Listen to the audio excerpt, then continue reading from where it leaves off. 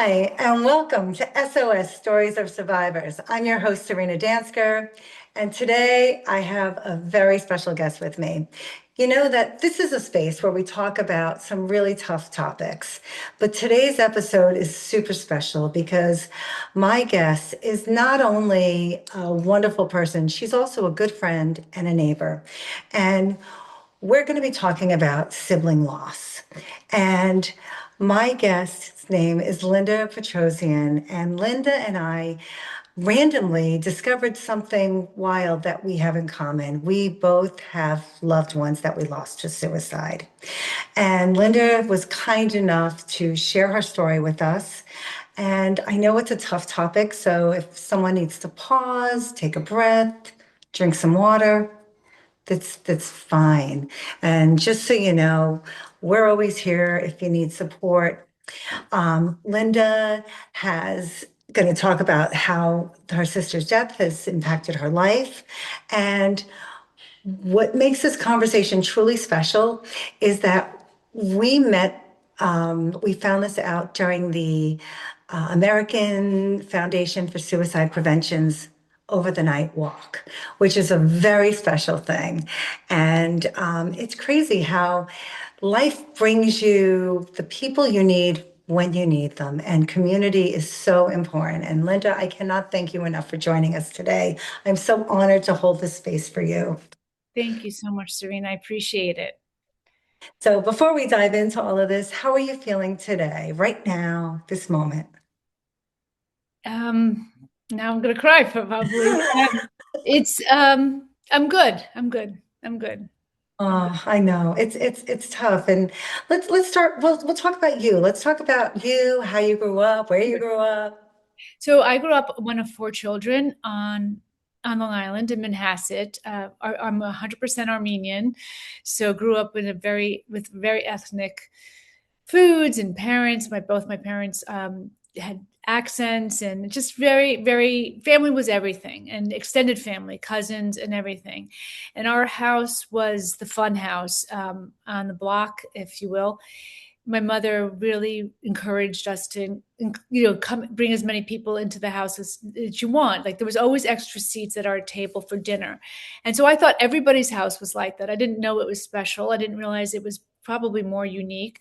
But she loved her kids being home. But there were friends that, either my brother had a few friends whose mothers had passed away, or or somebody worked, so there was always extra seats. And so there was this big community always, people coming and going, as you can imagine. Four kids, a dog. The age range from my brother to the youngest is my brother's the oldest is 10 years. So quite a diverse group of kids, running in and out of the house. But it was always the fun house, definitely. I And love that. yeah, and my mother passed away in, gosh, 1989. And so she was young, long battle with cancer. And then my father passed away in January of 2016, but Kathy, my sister, passed away in December of 2010. Wow. So no stranger to loss. And each one is very different. Each grief is different, in different phases of your life. And I think one of the things I've learned so much from is the way the way your grief is your story. There's no right or Yes. wrong. There's no blueprint for this. And don't let anybody tell you get on, or are you still. Somebody once said to me after my father passed away, it was a month after he passed away, "You're still sad." And I remember looking at her and feeling, it made you feel like you can't share, and that is the worst Yeah. thing, because grief Yeah. is really, it manifests in Personal. different Grief ways. is, grief is so personal and it's different for everyone. That's what I've And just, for the same right? person, it's different depending Oh, on the time of oh their yes, life, exactly. right? And who it is too, it's like Right. I know, as my mom is well, I know my dad died years ago and that was, he was 70, so it was on the younger side, but okay, you expect your parents to go. Right. But when it was my son, that Right. shattered me, So, and as yeah, my mom is aging and getting ill, it hurts because mom and I we've always been just her and I, but right. it's still different than my son. And I totally get where you're coming from. and I remember the first experience I had with loss was my grandfather, my mother's father, who we all his grandchildren adored. Just the Mm. sweetest man in the world. And it was a freshman in college. I just saw him and he died suddenly. And I Oh, remember saying to my mother, there was people at their house and telling funny stories, as like after, just reminiscing. And as a right. kid, I was 18. I remember going upstairs and I was upset because I didn't understand why they were laughing, because it hurt so much.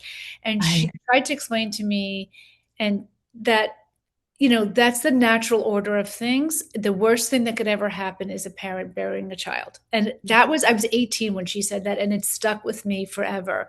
Yeah. That's the most unnatural thing. You should never outlive your child.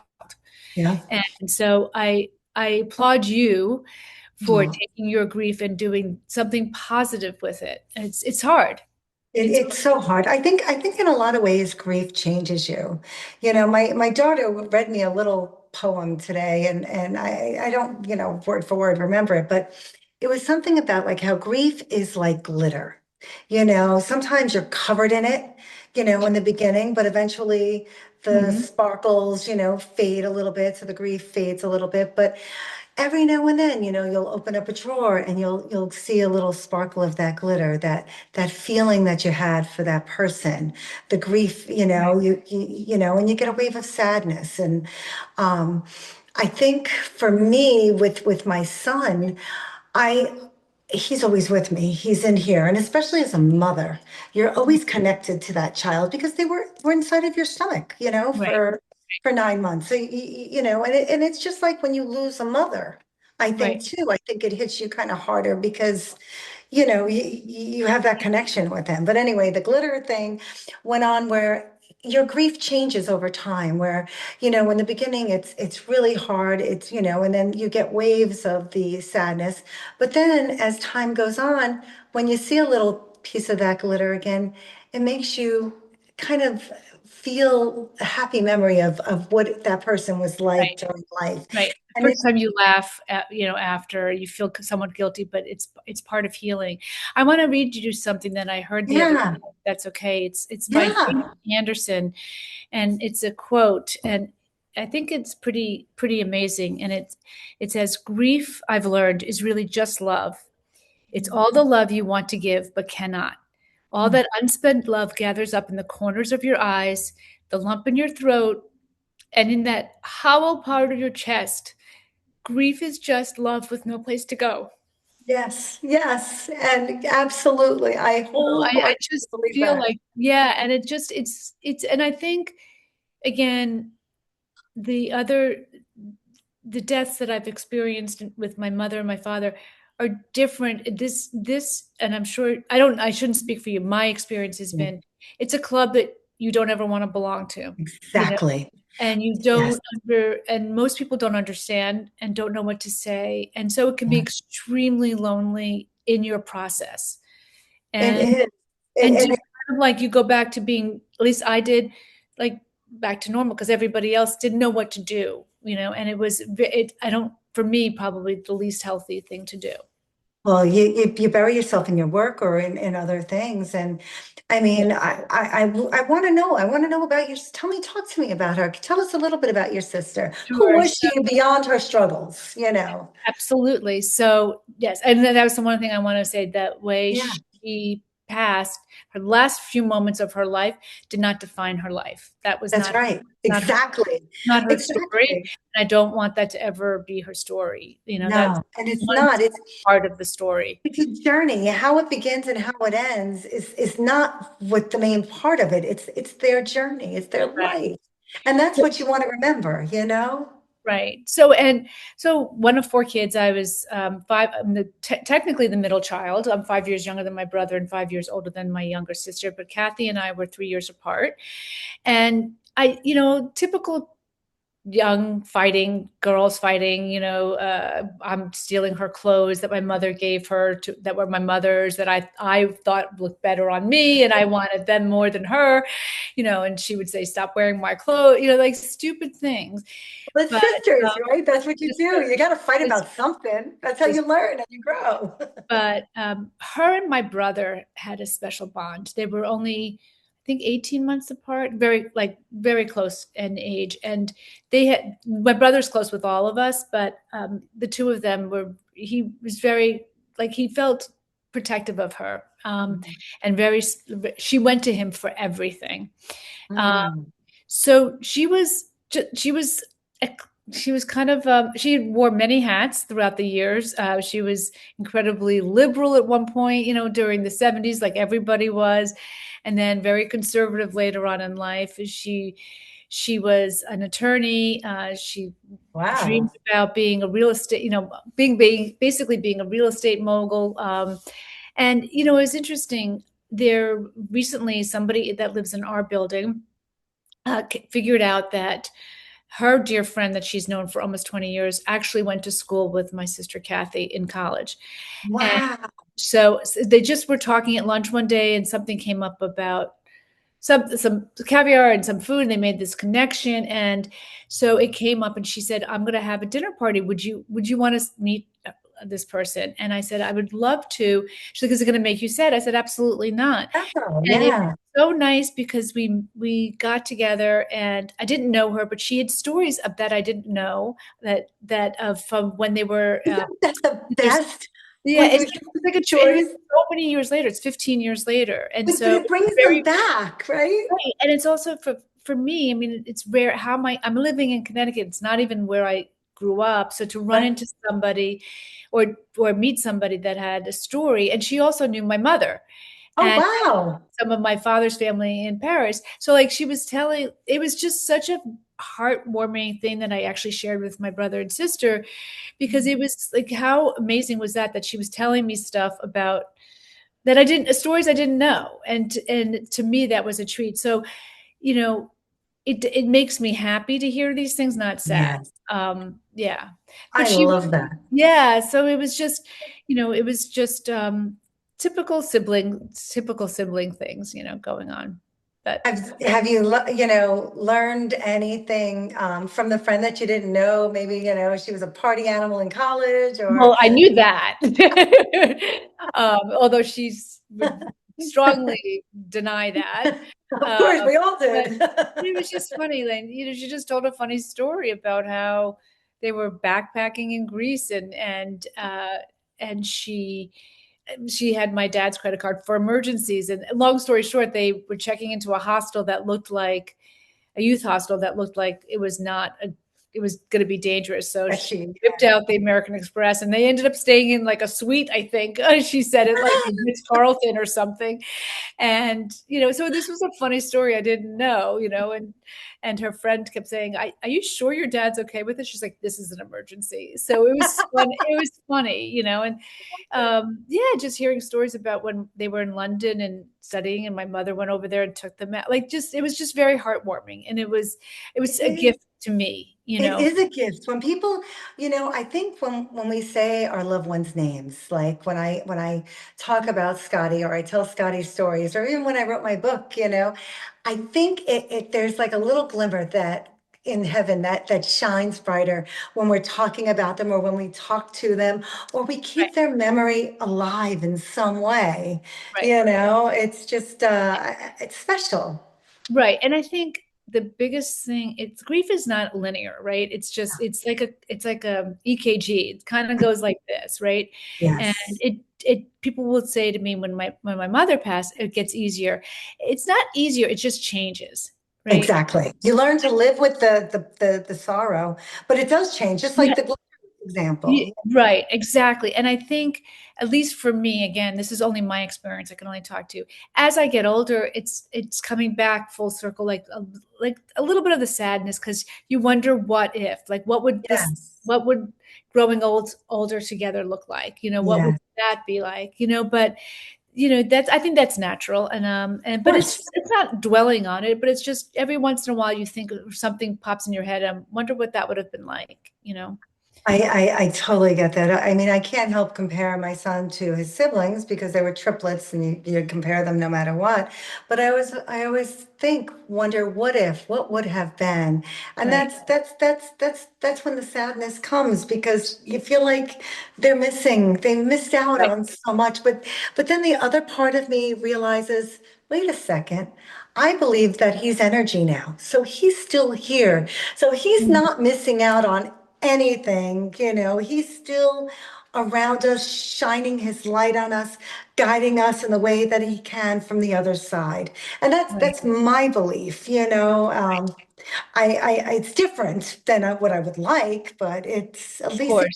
a comfort to think that.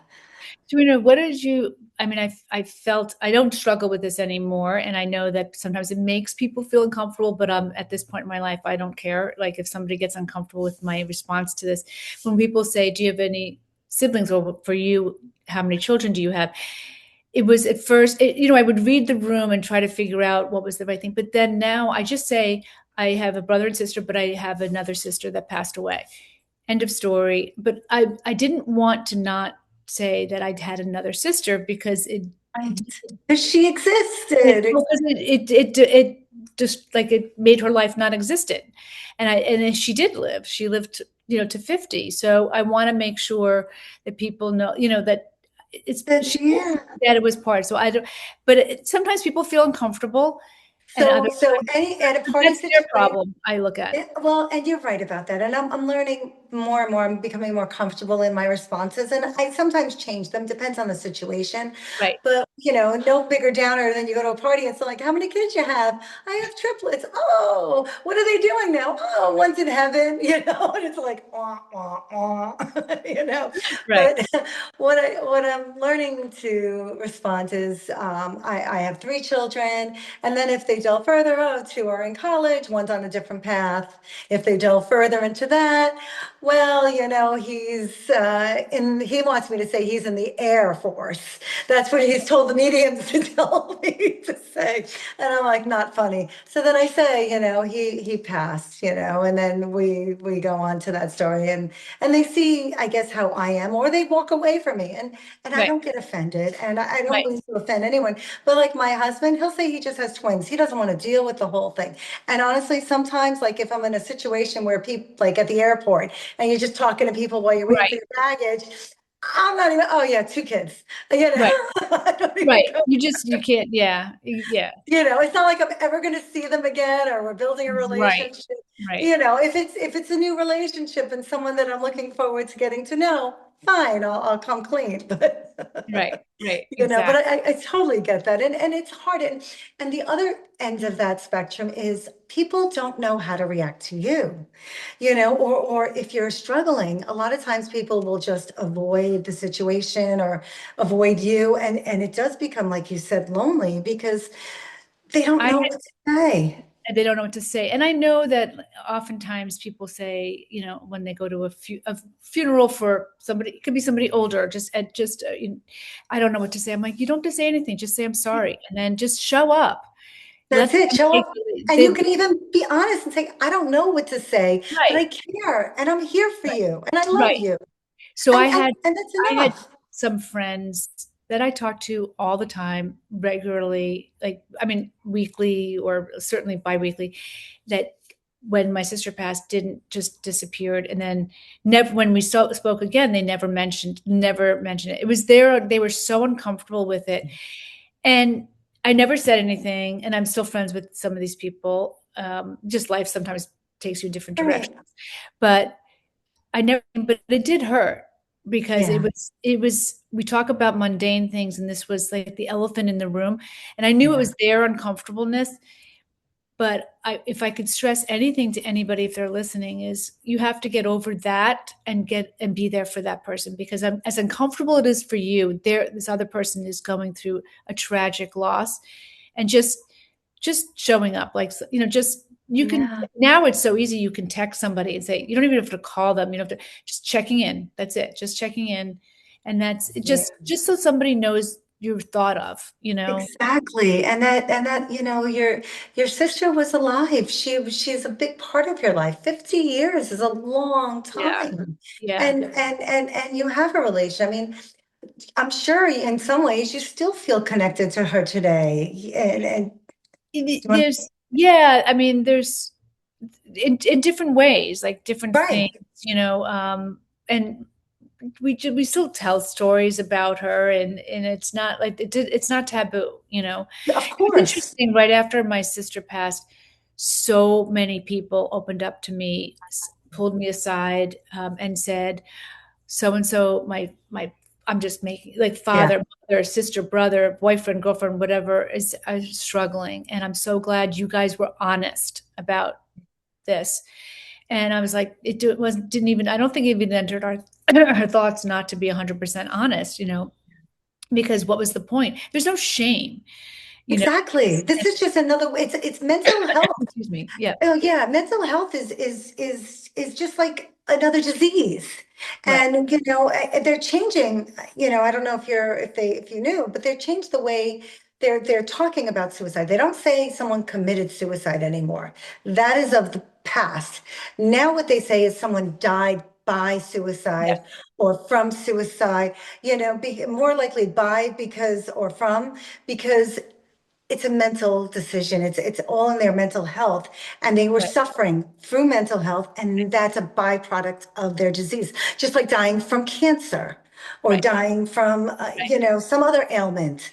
Right. Mental health is finally being taken more seriously because It's still got a long way to go, though, I think. You um, know, unfortunately, well, fortunately and unfortunately, after my sister passed away, there was Robin Williams died. yeah, Kate Spade died. You know, and it got a lot of attention. And fortunately, it brings to the forefront this tragic thing. But the celebrities, that people who look like they have everything, you know, yeah, are suffering. It's just, but I think the biggest thing for me was hard was, and again, this was my experience, and maybe, yeah, and I can talk very candidly about it now, but it's been 15 years.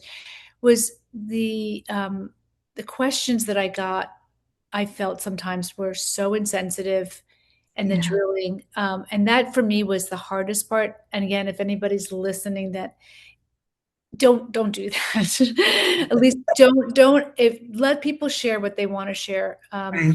because again, it's not the story, it's she passed away. You don't need to know, was there a note? You don't need to know how exactly she passed. That's not, that's only gossip, and that's, Right. it hurts. If the person who's going through it, the family member or friend or whoever, wants to share that, that's their That's their prerogative, that right? That's they're opening their heart to that. But when you were asked it, and I was shocked at how many times that, and was, I would think I was in shock myself that I didn't say anything. And one person repeatedly asked me, and I didn't answer, and I thought that was clear enough that, fair, right. and I just had to walk away because I didn't want gossip about, like, that to me was just, to me was cruel. It's And it's it's pushing the envelope there. It's infringing it's, on someone's grief. I mean, really. well, Yeah, because I know that, like, somebody said to me, well, they're just trying to make sense of it. I'm like, yeah, but let them figure it out on their own. Like, don't ask the person who's literally bearing, you know, a family member from this. You know, figure it out on your own. Like, and there's no reason. It doesn't matter if it. What does it matter to you whether it was right. That there was a not, note or no or they note. like it, you think it's just, to me, I understand, like, it's trying to make sense of something that doesn't make sense, but it's just not. I beg people is not to do that That because is, too raw. yeah. It's too raw and too, And again, even, if yeah, that person wants to share it, that's one thing. well, that's it. And they will share it, but people pry and I think it's human nature. Some Right, people mean well by it and they're just trying to help you heal and right, offer whatever. Oh, well, at least they left you a note or at right. least they, but And but I understand where you're coming from. It's yeah, so that was the hardest thing. But otherwise, I mean, it was just, some people really surprised me that I barely knew how they showed up for support, and we grew up in a family that I remember growing up and seeing my parents constantly going to wakes, and I was always like, who are all these people dying? I was a little kid, but it was like their parents, friends, that were older, right? And Right, and I remember my mother saying to me, if you ever question, just show up. Just right, right. don't ever have another opportunity to redo that. It's not a part, like just show up. If you Hmm. think, should I go? Should I go? If you're even questioning that, just go, you know? I agree. I agree. And, sometimes let's talk about the grief you feel. Sometimes, grief shows up in us in ways that surprise us, like emotionally, physically, and spiritually. Like for me, my grief, it made me want to send a message out to the younger people out there that what my son did is not a choice I would make, and that it was a permanent decision for a temporary problem. And at the wake, I felt it was my responsibility to not let these kids idolize what he did. And so I wanted to make sure they understood that this was not okay. Right. And I think that surprised a lot of people that they were there to comfort me, and yet here I am Mhm. trying to, comfort them. And then my spiritual side changed. I mean, I was always spiritual, but I think that who I was beforehand to who I became afterwards, I'm the same person, obviously, but the way I handle my life, the way I conduct my life, I'm two different people, you know? Well, I think there's no doubt. I think it alters you in a way that you're never the same person again, right? Because it's not, especially bearing a child. Yes. Especially that. It's a changes, it alters your DNA. I mean, Yes. it basically changes your chemical makeup, I think. And it doesn't make it's not good or bad, it just is. And, Yeah, yeah, you know, exactly. obviously you don't want that to happen, but it just is. And you can take that and make something positive out of it, maybe have more empathy for people, that are struggling. Like, I would, for years after that, I would hear people say, when you would talk about somebody who's either difficult or a quote unquote bitch, or something, it's like, oh, she's bipolar. Like they throw these terms around. And one Yeah, time I said to somebody, very gently, but I said, you have to be really careful. Like these are very sensitive labels that people put on, and it's not to be taken lightly. I know we all just joke and that, oh, that person's quit, so, but you just have to be really careful because it's, it's a very sensitive thing. You have to be mindful of that. absolutely. I think that one of the things I really loved that people did for me when Scott had passed was the community just they were there. They would just like they It's would leave a book in my mailbox, or they would just, hold space, or these women on my tennis team sent over a tree, and not only the tree to plant in his memory, but they sent over the men to plant the tree for me in his memory. Oh, that's I so mean, nice. and it was just so beautiful because for me, my son used to love to climb trees, so Right. it was symbolic on so many levels, So many do you have something that was done for you during that time, or that you wish was done? I'm trying to think. It's so, I was in such shock Yeah. for a long time.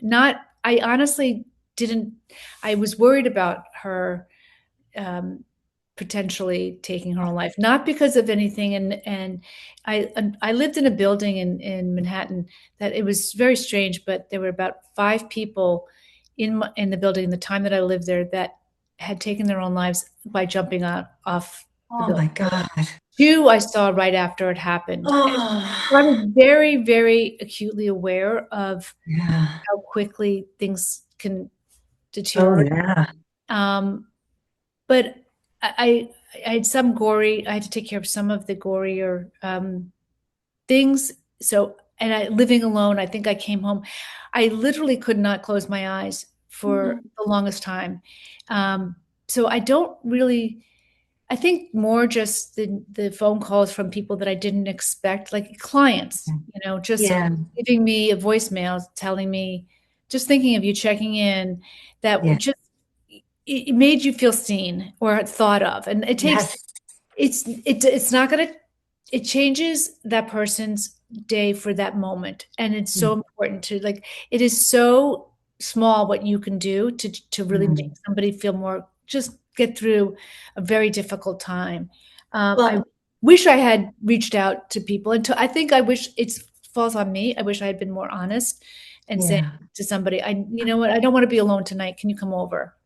But in your defense, we weren't raised to talk about these things No. and our emotions and our feelings. And 15 years ago, we were raised that your dirty laundry, stay. You don't air it. You keep everything at home.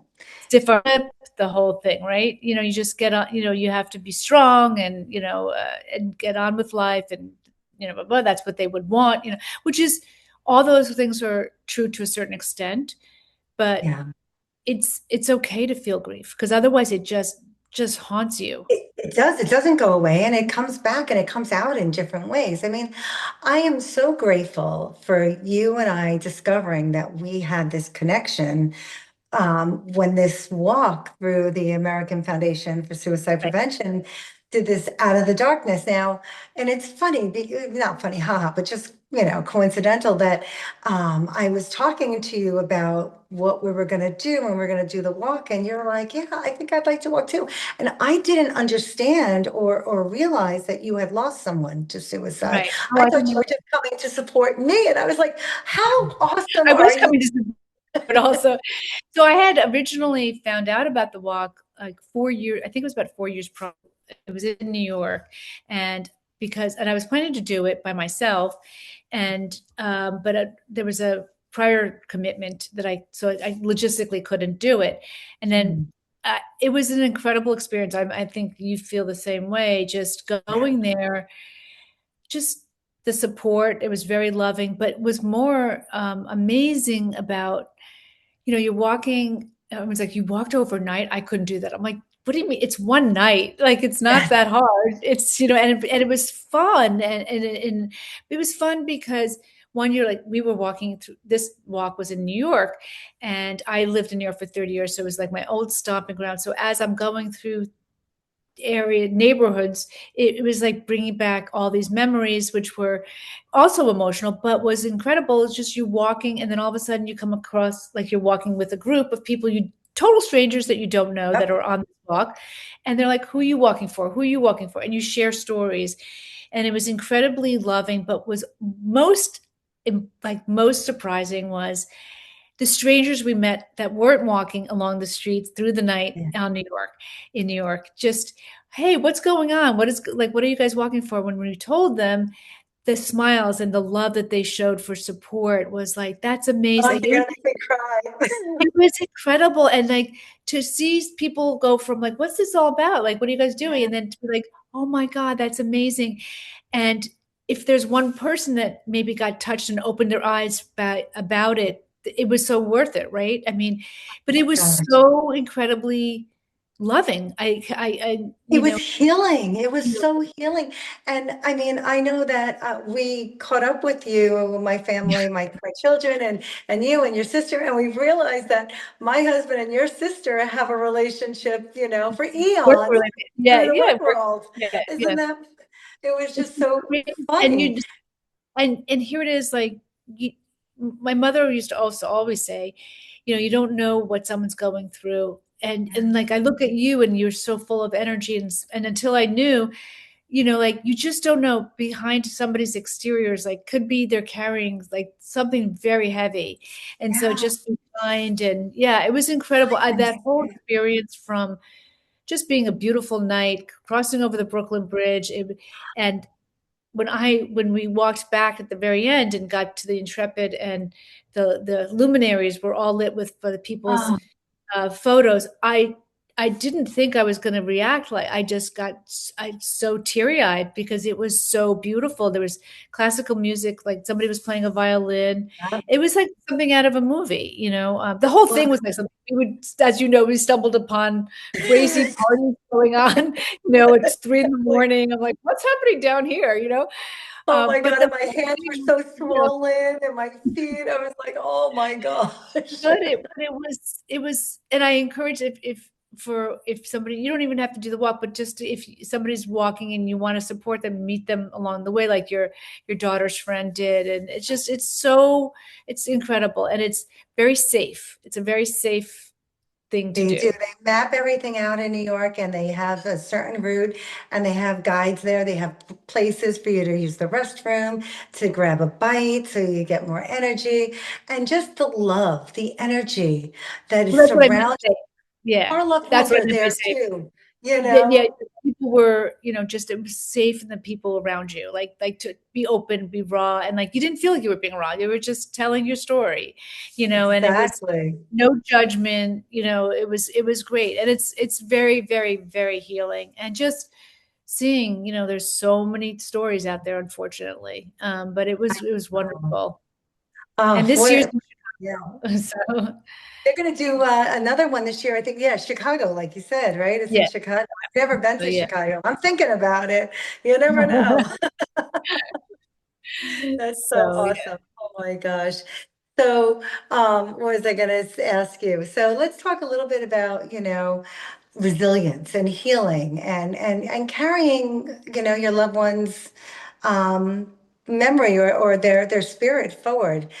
Grief, as we said, doesn't disappear. It changes, right? And how has your relationship with grief evolved over time? Um, so I think initially it was like I shut down. I wouldn't let grief come in, which wasn't for me. In hindsight, it wasn't healthy, but it was not It was done involuntarily.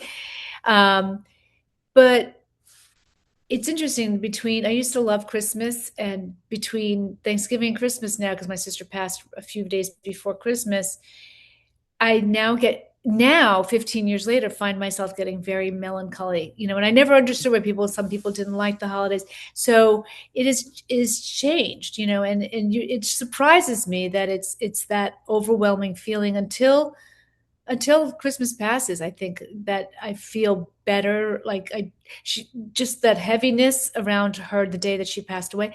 Again, 15 years later, surprises me that I feel like that. It's only started in the last couple of years, but it surprised me. But I don't fight it anymore. That's just what I'm dealing with now, and it's Yes. as long as I'm not bothering anybody else. I'm not, not being a No. Ebenezer Scrooge, it's just it makes me, because I also start thinking about all the lonely people, and you could be in a Yeah. room full of people and be lonely. And oh, absolutely. There's a difference between being alone and being And lonely. yeah, And so it and makes me think about that, because I think it is a really hard time for a lot of people. So yeah. that changed for me, but Are there um, ways she shaped the person that you are today? Do you think that her just her attributes that sometimes you gather things from that or maybe she's guiding you from beyond the veil. Do you find yeah, that at um, I bet there is. I can't pinpoint it. Um, I'm not that. I don't. Yeah, I'm sure there is some ways that all? she's influencing me. Again, I think it changes your Yeah. your makeup dramatically, and over time that even changes. So I'm a different. There's no doubt that I'm a different person. What do you do like on the hard days? I mean, we like you said, it's not linear, it's like an EKG. Well, how do you get through those days that are hard where you don't want to get out of bed or you're feeling just heavy? It's just Yeah. heavy. I allow myself to cry it out if I need to. Good. But and then I like to, for me, I like to walk, and so I'll go for a walk and I'll see a sunset. Or for me, that to me is incredibly healing. But I don't disallow those feelings anymore. Good. I didn't when my mother passed. I was so young and there was so much going on. My sister was very young, and my dad was young, being losing a wife. So I was in action mode for many years. Right. This time I was also, but then now I just allow myself, and again, that surprises me, because it's so, you think, okay, 15 years later, seriously, but it's different. It's just different. I don't have regrets, uh, No, or because I really don't, but I wonder what would have been, right? like, Do you have a way where you honor, your sister's like her memory or her life? Do you light a candle or, so I'm not, it depends on the year and the day and things like that. I'm not religious at all, but I'm spiritual. I don't know what that exactly means, but I just know something is bigger, but Yeah.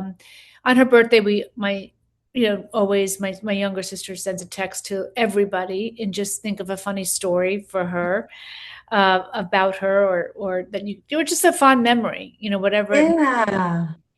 but Hmm. yeah, you just everybody's different. So like, and there's again, it changes over time, and even with the same person, Hmm. you're not gonna do the same things, No. but What would you say to someone who's afraid to talk who about suicide or grief or something along those lines? What would you a say? survivor, yeah. Yeah. Um, I'm not someone to force therapy on somebody, and certainly, but I think finding an outlet where you can, whether it's talking to your dog, I just think you have to get it out. I have two dogs. Thank God for them, because I talk to them and cry to them sometimes. They're the cheapest therapy and they're non-judgmental. But keeping it so, keeping things so deep down inside, it just at some point in your life it just does, it will come up, and it could be in a destructive way, it could be in an unhealthy way, and I just think it's important to find somebody or something, or just some outlet, Yeah. writing a book, and Right. whether it gets published or not doesn't matter, whether, if you love photography, just doing something, not necessarily honoring that person, but channeling your grief to be something And you're productive. exactly in your spirit. I mean, I I get that. And what would you say, what does hope look like for you today? Even in small ways. I know we talked about the sunset, but what just makes your day just wow, or smile? I mean, honestly, like I said, but going back to my, like, in tomorrow morning, when at 5 in the morning, when I get up and I see tails wagging, and one of my dogs, I'll be out having tea, but on the floor with my big dog, and my little dog comes around the corner every morning and looks at me and so surprised to see me and runs over to me and thinks I am the rock star. I don't know why she's so surprised. We've been together for 12 years, like, but she's so I- surprised to see me. And so little joys in that is just That's incredible. beautiful. I love Hearing, that. just, I mean, the little kids in the building that, come up to you and give you a hug. I mean, Oh, there's so many ways. mm, And I think you really need it, because especially now with social media being bombarding us, uh, I in a very know. negative way, a lot. You listen to the news; it can be very, very disturbing and very depressing, and Yes. it's important to at least I think, disconnect. I go off my Apple Watch. I don't wear it anymore because I don't want to be. I'm feeling like we're already so connected with phones and everything that I need some quiet time, like You where I'm need the not. down. I agree. Self-love. I've come to really embrace and appreciate and allow myself to. It's not selfish. Self-love is not selfish. It's Right, needed so you can do the right, things that you need to do and to move about. And I find it so incredibly restorative, right. so that I can recharge the batteries and continue doing the things that I need to do in life. And sometimes the things are draining. I'm not going to lie. It can Right. be life can be draining. It can be challenging. And if you take care of yourself and you nurture yourself, then you're better prepared for the things you need to do. I Uh, mean, I would really encourage someone to, if they can, to talk to somebody that they trust. yeah. But if they can't be there for you, it's hard, because you make yourself incredibly vulnerable when you do that for Yeah. something so painful. And Mm. some people just aren't equipped, or they don't know how to respond. But I think Mm. it's im- I think if you can find somebody, whoever that person may be, and sometimes it could be a total stranger at the airport that you open up to, and people, you'd be surprised. Like sometimes a total stranger can listen better than your own friends or family because Yes, nothing, there's no judgment. They don't know you. And you don't have to exactly. go into your sob story, but if you just want to talk and somehow, I don't know, it's just It is, whatever. and it makes you feel lighter, and you're unburdening yourself. You know what I mean? Really important because these feelings are, like grief. Like again, we talked about grief. Grief comes in many ways, right? I mean, there could be Yes, grief of a loss of. Obviously, this is horrible from suicide. You can have a grief of a loss of a job or a marriage yes, or a yes, friendship, and you just keep storing this up and just keeps like, and then yes. this could be the what breaks you, and if you're broken, you're not good to anybody. No, no, and that's so true. Is there a song or a ritual that helps you feel better or closer, or reminds you of your sister? Any of I mean, I didn't really, not a song that I can think of. I don't really, yeah, can't really think. She loved the opera later on in life, and she was a decent piano player. But she wow, loved the opera, but I don't know opera enough to know. But I do when I see people go talking about going to the opera, I immediately, of course, think of her because she loved getting dressed up for it and all that. But a ritual, it's not anything formal. It's just Mhm. little things, taking out the candles she bought me. I've never lit them. So 20 years ago for Christmas that she bought from Lord and Taylor. She loved going to Lord and Taylor.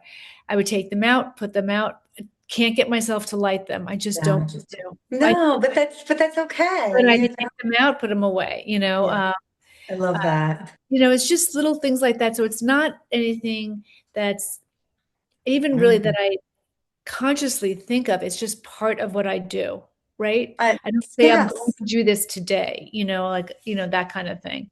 Mhm. Um, and, I think often about some of our last conversations we had. And I wonder, makes me sad it makes me sad, that she But was but lonely, so lonely. yeah, but like if you had the opportunity today, let's say she's here in your energy right now. Would there be something you'd like to say directly to your sister? Um, I think mostly just that, I'm sorry. Like like I feel like we let you down, that you felt so lonely, and we wish, wish we had done more, to I make know. you not, and I know people will say that it's not up to you, but Right. But it's that's how you natural feel. There's how you, no one at can least tell that's you how how I, to feel, right. right? Yeah. I just, yeah, it was interesting when the day before she passed away was in 2010. Bernie Madoff's son had taken his own life. This is going back from the whole I, Ponzi scheme thing, right? I And remember it was that. all over the news. He worked out at the same gym as I did. I actually knew his Mm. wife. We were friends at one point, and I was so preoccupied with that. And little did I know, 24 hours later, like we would have our own story. Not hitting the news, but but I Wow. was literally so preoccupied with it, watching it on the news, saying, oh my God. And here my sister was, feeling these thoughts that She was, already, yes, you she was know, fighting her own battles, and yeah, so often they do, and we're unaware. I mean, I right, talked to my son and that earlier that day, and he was fine, excited, chatting away, right, and who knew? It's devastating. But I have to thank you, Linda, for trusting me and my listeners with your story, with your heart. And I know that grief is different for everyone, but right, there is help out there, right? There's 988, there's Empower Change, there's the American Foundation for Suicide Prevention, there's right, friends, there's family, there's your religious people and right. and the community, and all of them are wonderful, wonderful resources. Yeah, it's really important, I think. Yeah, because it's like I said, it's a club you don't want to belong to, and it's No. something that even today most people don't know, can't comprehend the what you're carrying around, Mm. and nor should they, so it's important to find somebody safe that you feel Yeah. comfortable with. I I so understand that. And I end every episode with a poem from my late son. He used to write poetry. And I think this one really describes what he was feeling at the time. And it's a little moving and it's called Lost. My mind is dead. My body feels like lead. I've lost control in my soul. The energy I radiate feels like a black hole. My body is a landscape, but my mind feels like it's lost in space. The gap inside me feels like a maze. Although all this time, I have to put on a pretty face. This feels like a never ending chase that I can never escape, leading me into death's warm embrace. It's almost a disgrace to discard a life that was given such grace. I complain about my life like a court case. I was given so much right out of the gate. So then why does my mind argue I should be in a distressed state? Whew. I, I'm so sorry. That's incredible. That's incredible. And I, did I, you see, you saw that after he passed? Yeah, he had written some poetry and had given it to me one Mother's Day in a little homemade little booklet. But after he passed, he had this notebook with all of his poems. There are over 25 poems in there. And I wrote a book. Mm. And to our listeners, if you'd like to hear or read more of Scott's poetry, pick up a copy of SOS, A Lesson on Love, Loss, and Survival. It's on Amazon, and it's written by S.M. Dansker, S for Serena Marie Dansker, and S for Scotty Michael Dansker. So it's a little play on words there, but I thank you so much, Lynda, for being here, and I thank our listeners for joining us. And please tune in next week right here on sosradio.live, SOS Stories of Survivor, where survival sparks the soul. And thank you. Thank you, Serena. Thank you so much.